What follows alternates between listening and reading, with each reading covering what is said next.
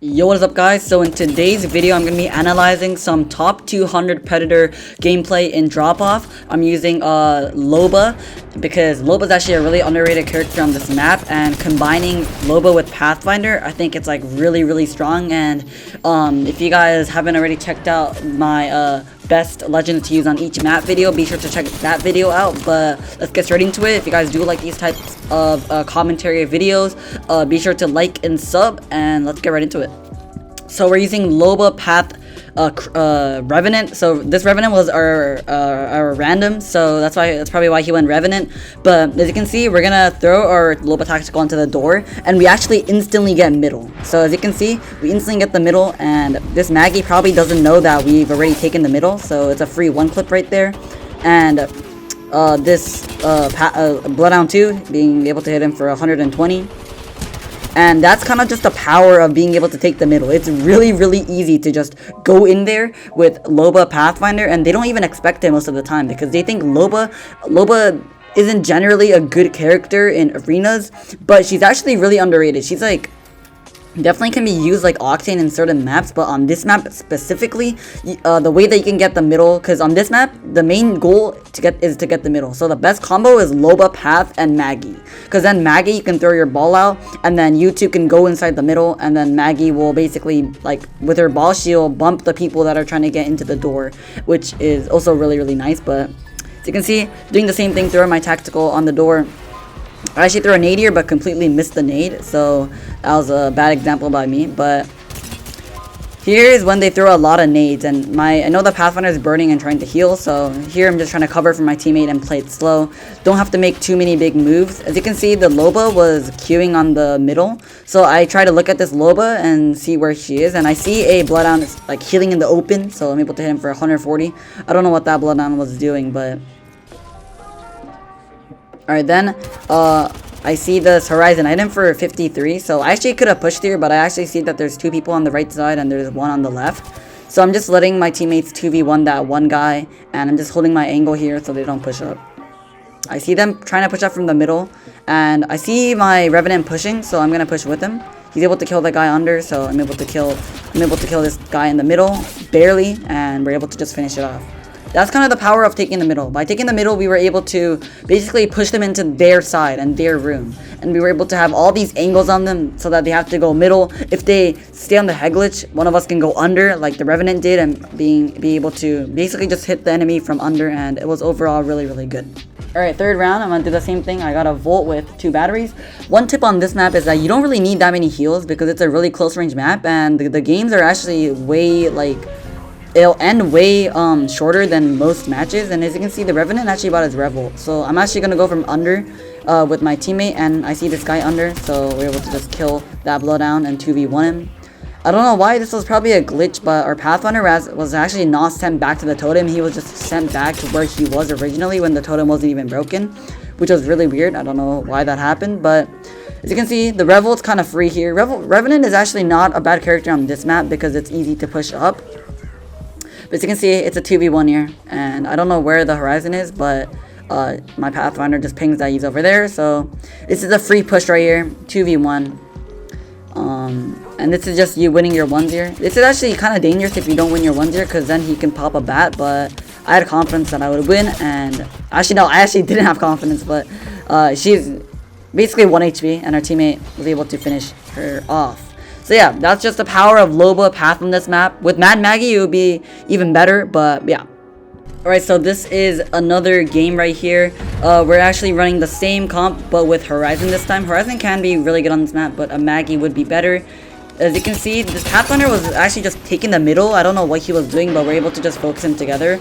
And every time someone goes middle, so there's actually a chance that they'll actually go middle, especially if they have a Horizon. Some Horizons just like to go to the middle and then queue up.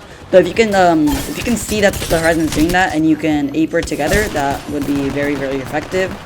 I thought our Horizon would lose this, but we're actually able to win that, which was nice. So that Pathfinder definitely made a mistake of going up there. I don't know what he was trying to do. He's probably trying to get the mats, and getting the mats is kind of hard on this map. That's why buying expensive guns on this map is kind of hard, and that's why when you're using lifeline on this map, I don't really recommend using lifeline on this map, or like Newcastle either, because it's hard to buy gold bag, especially if you can't get many materials. There's only one material box and it's in the low ground, which is not strong when you're trying to take that middle area. That's why lifeline is always good to have on your team, but not the best on this map. Alright, so the second round is starting right here. I'm gonna buy a white volt, and I think you should always get a battery at least if you can. And Mozam is also really good on this map because it's a close range map. But as you can see, they're not taking the middle, and they're actually on the left side, I think, or at least one of them's on the left side. Don't forget to get those mats, can definitely help the team out. But it's all on the left, so we can actually just sandwich these guys. Pretty good shots by me there, being able to hit one for 132. And we're basically just sandwiching this guy on the left. I'm holding the door here, as you can see, so I can get angles on the guy. So because I'm holding the door here, right, the guy in front of me can't push or can't shoot me in the open. So I have a one-way, like, they can only shoot me from one way, which is from where the enemy is, and which is really good because I can't get focused, I can't get sandwiched. And that was, yeah, I think that was really smart, because I blocked the door so they can't shoot, but I can shoot them. And yeah, we're able to just 2-0 them. This is against Xanify on them, and I think Xanify is a pretty high PRED Pathfinder, so this is not against a bad team. A lot of these clips may seem like it's against bad teams, but they're definitely not. These guys are very good. We're just making it seem easy because, you know, we're basically just destroying them because we have more experience and have more knowledge on this map, especially in terms of team comps. Obviously, Seer is also good too, but I feel like getting the middle should be the main priority in this map. And same thing, Loba Q to middle. And so this Pathfinder tried to peek me. I'm able to beam the path. That's one thing about the Digi-Thread. So on this map, buying a Digi-Thread is so important because there's a lot of visual clutter. Like, there's a lot of thermites and a lot of like things that are happening and playing in and out of doors. That's why if you have a Digi, you can know if they're on the door or not. And as you can see, I take this loot bin here too. This loot bin's actually underrated. A lot of people just forget about this bin, but you gotta remember that there is that bin to get those heals. And when you take the middle area, remember that you can take the bin. And really good shots there. Being able to one clip, and I instantly queue up because I think I hear someone under. Taking it slow, obviously. I'm not gonna push just because we have a knock. Our teammates able to go again and knock that other guy, and it's the last guy, 1v3 here. And we're able to finish it off, and that's just a prime example of how good Loba is on this. All right, so this is the third game here with Hemlock. I'm sorry that there's a lot of short games because a lot of the games end quick for me. So, and this is from last season actually, because I actually don't really have that many good like videos or good like gameplay. So it's gonna be from last season, but I hope you guys still like these types of old games too, because the meta really hasn't changed at all, because nothing has been nerfed or buffed in for ranked arena in terms of like prices and stuff. So the meta has been the same, but we're gonna be using the Hemlock here. Taking this middle truck is really good because you have all angles around. A really good knock by our Pathfinder here. I'm gonna be able to queue up and see what's happening. I know this guy's in the low ground alone, so I'm gonna push him. And yeah, he's running away. I just have 3 back angles. That's just one reason why like running behind, like running in a straight line when a guy's behind you is really bad. It's because it's really easy to get shot in the back. That's why when you're running away, try to also shoot back at them so that you can buy time for you to run. And the main thing is just try not to run, because if you run from the enemy, it's basically just like it's like boxing. You know, you can't turn your back against someone that's boxing you, or else they're gonna chase you and they're gonna kill you. That's the same thing with Apex. Like, you really can't run from enemies unless you have something you can shoot at them, crack them, and then have an opportunity to run and get to your teammates. Alright, so round 2. I'm actually getting the blue Hemlock. So I think the blue Hemlock's like really underrated, or the Hemlock in general is underrated. It's a very cheap gun, and that's why I honestly think it's top 5 best guns in the game right now for ranked arena. The DPS is a lot when it's especially really cheap, and the main reason I like it is because it's cheap. It's like cheaper than an R301, it's way cheaper than a Devo, and it's really effective. I see 2 people on the death feed that are cracked, so I'm gonna be able to move up off this. So you can see, look at that DPS right there. That was like 3 bursts right there. 3 bursts able to hit that guy for 150, and I'm able to land on this Wraith Killer. easily I'm just gonna pop a bat here, and actually I don't know, I don't pop a bat here, but I probably should have. But it's a 2v1, but yeah, I still pop a bat, but able to kill that enemy.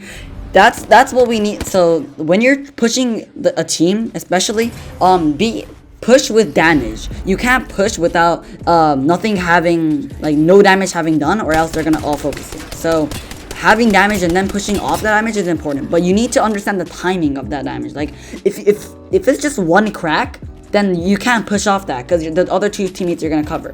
But if you crack like 2 of them, that means at least 2 of them are gonna be batting and they can't cover, and that's why you can easily move up there, and that's exactly what we did there. That's why, like, doesn't really matter if you get knocks. If you can get a lot of damage in there, that's what's really important. Getting that purple hemlock here too. So if you're gonna get a purple hemlock, honestly I think a blue R3 might be better, but in this scenario I was kind of popping off with the hemlock, so I do choose the hemlock. Especially with the boosted loader, this can be really good, being able to attack and then reload fast. Gonna be trying to air nade that guy. It's not really an air nade, I just kind of threw the nade at him, but do hit him for 35 and hit him with like 1 burst of the R3. I'm gonna wrap around here, try to take those trucks as I always do. You see that guy in low ground. Now that low ground guy kind of beams me, so I'm gonna back up. The reason why I didn't heal on that truck, okay? The reason why is that I knew if I did, I would have gotten naded and I would have gotten pushed, and that's why I needed to back up there and heal. And I see that our path does get knocked. There's a lot of angles here, and I'm trying to shoot that guy on the queue. Do miss some shots, so I'm gonna pop a bat. Horizon's right on my queue, like literally right on it.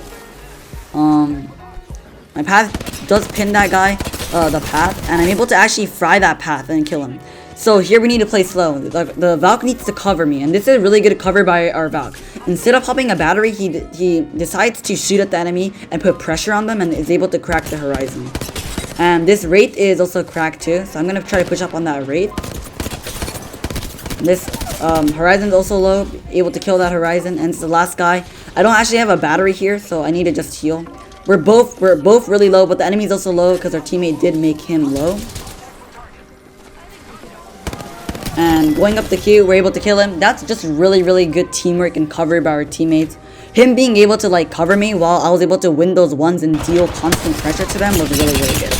And that's gonna finish off today's video. I hope y'all enjoyed today's video, although it was like 3 short clips. Maybe it wasn't that entertaining, but it was definitely good commentary and able to explain my thought process in these clips. So if y'all did enjoy this video, be sure to like and sub, and I'll see y'all in the next video.